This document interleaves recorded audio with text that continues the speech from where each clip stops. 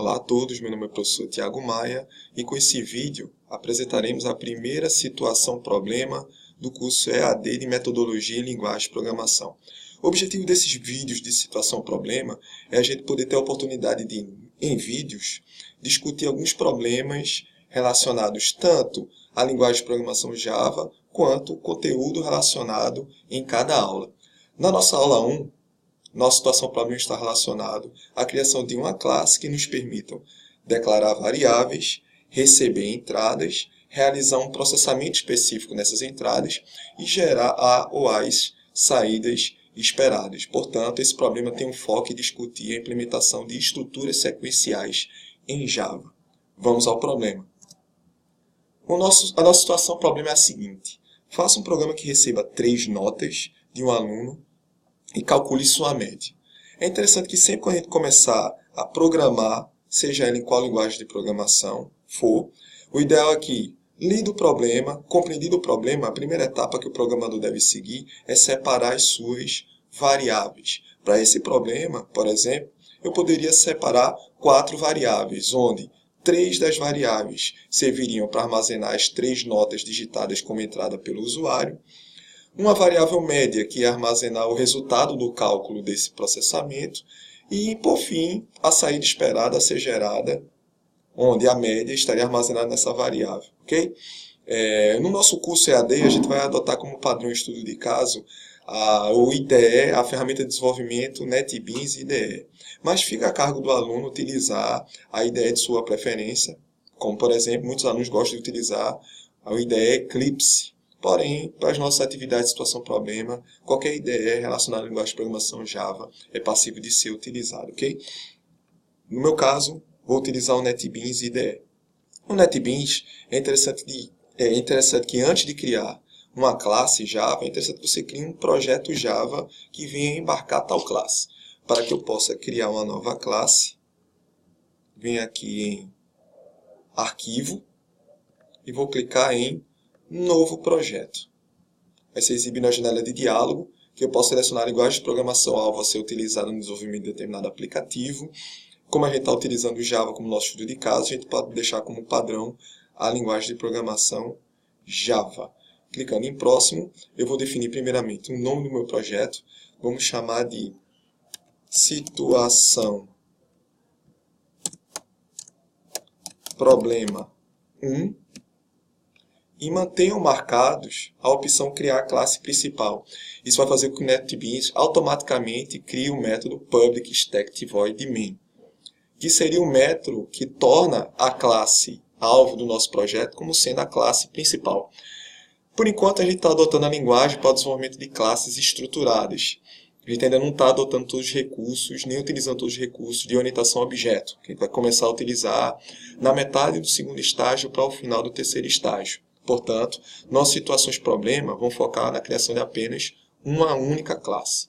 Mesmo assim, mesmo que seu projeto só tenha e seja definido uma única classe, essa classe deve ter o método main implementado.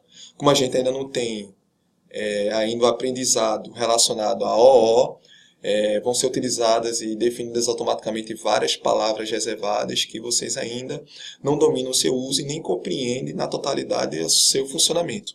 O que a gente tem que entender no momento é que o método main vai ser o primeiro método a ser executado pela sua máquina virtual Java. Portanto, tudo aquilo que você vai implementar na resolução de cada um dos exercícios deverá ser implementado dentro desse método. Okay? Para você não ter que decorar todas as palavras reservadas e digitar um método de forma correta, essa opção aqui, criar classe principal, faz com que o método main seja criado automaticamente e você só tem o trabalho de dizer como o método main irá funcionar. Qual é o seu bloco de instruções a serem executadas, ok? Então marque essa opção e clica aqui em finalizar. Fazendo isso, na área de edição de código-fonte, aqui do NetBeans, você já vai ter uma estrutura de classe Java pronta para ser codificada, só tendo o trabalho de digitar as suas instruções aqui, entre o abre-chaves e o fecha-chaves do método main, da classe que a gente acabou de criar, que se chama situação problema 1. Okay? O problema exige que a gente receba 3 notas e depois calcule a média. Isso significa que o usuário vai ter que interagir com a minha classe para poder inserir as entradas. Como no momento a gente ainda não trabalha com interface gráfica e todas as entradas a serem inseridas vão ser inseridas no terminal ou no console de sua aplicação, que no NetBeans vai ser exibida aqui na parte inferior quando eu for executar a minha classe, eu vou depender de um objeto que me permita executar métodos de leitura. E esses métodos de leitura me permitam receber entradas digitadas inseridas no meu console. Para isso, eu vou ter que criar um objeto na classe Scanner. Como a gente ainda não domina, nem foi apresentada a teoria associada à orientação a objeto, vocês não sabem a sintaxe básica para a criação de objetos, nem como posso ter acesso a métodos de objeto. Por enquanto, a gente tem que aceitar que sempre quando eu precisar receber entradas do usuário a partir do console, eu vou ter que digitar o seguinte comando. Scanner, que representa a classe Scanner, entrada, que é o nome do objeto dado ao representante da classe Scanner, na classe que eu estou criando nesse momento, é igual a new scanner, e entre parênteses, digitar o comando system.in. Todo comando em Java deve ser finalizado com ponto e vírgula. Note que, mesmo digitando a sintaxe correta da declaração desse objeto, ainda o NetBeans acusa um erro, especificamente no reconhecimento dessa palavra reservada, ou desse nome de classe chamado de scanner. Isso ocorre porque toda classe externa a ser utilizada pela classe que eu estou criando deverá ser importada. Então, eu tenho que implementar um comando de importação para que eu possa utilizar a classe Scanner dentro da classe que eu estou criando. Para que eu não tenha que digitar todo o comando de importação fora da minha classe, note que o NetBeans sempre dá algumas sugestões de implementação de correção. Para que eu possa importar a classe Scanner automaticamente dentro do meu projeto NetBeans, basta você clicar nessa lâmpada que é exibido ao lado do comando recentemente implementado e clique em adicionar importação para java.util.scanner. Assim, sua classe Scanner vai ser automaticamente importada no arquivo .java que você está editando, fora da sua classe, e ao mesmo tempo a sua classe situação problema vai passar a reconhecer a criação do objeto na classe Scanner. A partir de agora, tudo aquilo que for feito na classe Scanner vai ser representado a partir do objeto que eu chamei de entrada. De forma não técnica ou indireta, eu posso supor que esse objeto que eu chamei de entrada representa o meu teclado. E tudo aquilo que eu for digitar a partir do meu teclado, os métodos de leitura do meu teclado vão estar disponíveis a partir desse objeto que eu chamei de entrada. Então, no meu protocolo de implementação de classe, a primeira etapa já foi cumprida, que é criar um objeto que me permita acessar os métodos de leitura Java. É ele que vai me permitir receber entradas do usuário. Beleza? Logo em seguida, eu vou declarar as minhas variáveis. É a partir delas que eu vou poder tanto armazenar as entradas digitadas pelo usuário, quanto armazenar os resultados de processamento realizados na minha classe. Okay? Para esse problema específico, eu vou ter que declarar 4 variáveis. Posso declarar menos, mas como estudo de caso, vamos tentar resolver esse problema com 4 variáveis. Antes de declarar minhas variáveis, é importante vocês entenderem que em Java, toda variável é associada a um tipo. E eu vou saber o tipo de variável analisando o problema que eu estou tentando resolver. Nesse problema, eu vou precisar receber 3 notas. Um aluno pode tirar 9, pode tirar 8, mas também pode tirar 7, pode tirar 7,5, pode tirar 8,5. Isso significa o quê? Que o usuário, na hora de digitar suas notas, pode digitar valores inteiros, mas também pode digitar valores reais, valores quebrados. Okay? Então, os tipos de dados em Java que definem dados quebrados, decimais, dados com vírgula, podem ser os dados double ou float. O que vai definir se você vai usar o tipo de dados float ou o tipo de dados double é justamente o tamanho do valor real que o usuário vai ter que digitar. Se for um valor muito grande, o ideal é que seja double. Se for um valor pequeno, que não venha a exigir tanta memória para armazenamento de dados em ponto flutuante, você pode declarar ele como sendo float. Na nossa disciplina, como a gente não está focando ainda em questão de desempenho e de armazenamento de dados em memória, para você não ter que se preocupar se o dado é grande demais ou pequeno demais para ser armazenado em determinado tipo de dado. Quando você tiver necessidade de armazenar um dado real, declare-o como sendo do tipo de dado double, ok?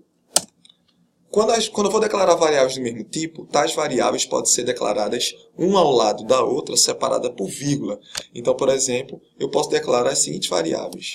Nota 1, vírgula, nota 2, vírgula, nota 3, vírgula, média. Já que todas essas variáveis são do mesmo tipo. Caso fosse de tipos diferentes, por exemplo, eu tivesse que declarar uma variável inteira chamada código, eu teria que declarar aí embaixo, utilizar o tipo int e definir o nome, código. Como não é o caso desse problema, eu não tenho necessidade de declarar essa variável. Lembrando que se eu quisesse, eu também poderia ter declarado cada variável uma abaixo da outra nessa formatação. Double nota 1, double nota 2 e assim sucessivamente. Para poder resumir a quantidade de código a ser implementado, a gente tem essa opção de declarar todas as variáveis uma ao lado da outra. Ok? Definido o recurso que eu tenho para receber a entrada do usuário a partir do objeto da classe Scanner, declaradas as variáveis a serem necessárias para resolver meu problema, eu começo a realizar as interações com o usuário. Pedir para que o usuário digite dados a serem processados, para que assim eu possa realizar processamento e gerar saída, ok? Primeiro, é interessante eu exibir uma mensagem para o usuário para que ele possa saber que tipo de dado ele vai ter que digitar, ok? Então, eu preciso conversar com o usuário. Para isso, eu uso mensagens. Eu exibo informações de tela para que ele possa saber que ele vai ter que digitar um determinado dado. Uma forma de eu gerar saída em Java ou exibir mensagens de tela é a partir do comando system.out.println. E entre parênteses e aspas, digitar a mensagem a ser exibida para o usuário, como por exemplo, digite as 3 notas do aluno. Lembrando que sempre, quando eu for finalizar um comando em Java, eu tenho que utilizar ponto e vírgula. Outro detalhe é que Java também é acessível ao contexto. Portanto, ele diferencia comandos em maiúsculo e comandos em minúsculo. Por exemplo, system, por ser uma classe, a sua primeira letra sempre começa em caixa alta. Caso eu esquecesse dessa regra e digitasse system em minúsculo, o S do system minúsculo, o meu NetBeans e a minha máquina virtual Java acusariam um erro, já que não existe comando system com S maiúsculo e sim com S minúsculo, desculpe, e sim com S maiúsculo. Você não precisa, de fato, decorar essas regras, porque o NetBeans auxilia nessa questão de sintaxe. Então, se você não respeitar essa regra de sintaxe, ele vai avisar sublinhando a linha que você digitou de forma incorreta em vermelho. Então, aqui eu posso exibir em mensagem de tela pedindo ao usuário digitar a informação ou as informações que eu queira, ok? Para que eu possa, de fato, pedir os dados solicitados, eu tenho que seguir uma determinada sintaxe. A primeira é digitar a variável que vai ser preenchida pelo usuário quando ele digitar o dado solicitado. Nesse caso, primeiramente, eu vou pedir a primeira nota. Então, nota 1 recebe, o meu operador de atribuição em Java é 1 igual. Logo em seguida, eu vou digitar o objeto que representa a classe Scanner no meu código, que a gente chamou de entrada. Quando eu digitar ponto, esse ponto vai me dar acesso a vários métodos de leitura da classe Scanner. Ok? Sempre eles vão começar com a palavra reservada next, seguida do tipo de dado a ser lido. Por exemplo, se eu estiver prevendo a digitação de um dado inteiro, eu vou digitar o comando aqui, int, com I maiúsculo, abre e fecha parênteses, ponto e vírgula. Se eu quiser receber um dado do tipo double, eu vou digitar next seguido de double. Se eu precisar receber um dado booleano, que é aquele dado que pode receber true ou false, eu vou utilizar o comando next boolean. E se eu precisar receber um string sem espaço, eu vou utilizar o comando next. Como no nosso caso, eu estou prevendo o recebimento da digitação de uma nota. E essa nota eu defini como sendo do tipo double, o comando next a ser utilizado para a leitura de um dado vai ser o next double. Então, sempre que for receber um dado declarando um objeto da classe scanner e eu chamá-lo de entrada, eu vou utilizar essa metodologia. A variável a ser seguida receberá da entrada, que é o nosso teclado, next alguma coisa. Essa alguma coisa vai ser definida pelo tipo de dado que foi definida no momento que eu declarei a variável. Então, nesse caso, entrada.next double. Eu vou seguir a mesma sintaxe para cada uma das outras notas. Então, nota 2 receberá da entrada o próximo valor real digitado pelo usuário e nota 3 receberá da entrada o próximo double digitado pelo usuário. Com esses 3 comandos, eu vou receber as 3 notas e cada nota vai estar armazenada na sua variável específica. Quando esses 3 comandos forem executados, eu já tenho todos os dados armazenados em memória. Eu posso agora, de fato, calcular a média, que vai ser a soma das 3 notas digitadas pelo usuário, nota 1 mais nota 2 mais nota 3, dividido por 3. Lembrando que aqui o uso dos parênteses é obrigatório por questão da precedência de operadores. Se eu não tivesse utilizado parênteses, eu não teria a saída esperada, já que a divisão sempre tem prioridade sobre a soma. Então, se eu tivesse feito a fórmula desse jeito, primeiro eu ia pegar a nota 3, dividir por 3, e esse resultado seria somado com nota 1 mais nota 2. Eu não teria o cálculo da média realizado de forma correta. Com os parênteses, eu mudo a precedência de operadores. Assim, dessa forma, primeiro, eu somo todas as notas para depois dividir por 3. Então, esses parênteses garantem que primeiro a soma seja realizada, para depois, com o resultado da soma, eu poder pegá-la e dividi-la por 3. Por isso que os parênteses não servem apenas para enfeite de fórmulas, ele também, e delimitação de regiões de fórmula, mas também para poder garantir que uma determinada operação seja calculada antes de outra. Com isso, com a média calculada, eu posso exibi-la na tela a partir de um comando system.out.println e aqui apresentar a média. Uma forma de testar minha classe é somá-la. Eu posso somá-la diretamente no NetBeans, pressionando as teclas Ctrl S, ou vindo aqui na parte superior na barra de ferramentas e clicando nesses 2 disquetes apresentados aqui na parte superior do meu NetBeans. Para que eu possa testar a minha classe, eu posso clicar aqui no botão Play e verificar sua execução aqui na parte inferior do meu NetBeans, onde é apresentado o meu console ou o meu terminal de classes. Note que cada comando é executado de forma sequencial dentro do meu método main. Então, o scanner é definido, as variáveis são declaradas. O primeiro comando a ser executado é justamente o system.out.println, onde eu tenho a oportunidade de exibir uma mensagem de tela. Nesse caso, a mensagem digita as 3 notas do aluno. O meu cursor fica piscando, aguardando que eu digite um dado, porque o comando nextDouble para a primeira nota foi executado. Enquanto eu não digitar o próximo valor real a ser inserido no console, a minha aplicação não sai daqui. Para que eu possa digitar o próximo real, eu digito um valor qualquer, e quando eu pressionar Enter, esse valor vai ser automaticamente armazenado na variável indicado antes do valor, ou antes do operador igual. Portanto, quando eu fiz a digitação do 9 e teclei Enter, 9 foi armazenado na variável nota 1. A mesma lógica vale para a segunda nota, nota 2, e para a terceira nota, nota 3. Quando eu apertar Enter, o cálculo de média implementado na minha classe vai ser executado.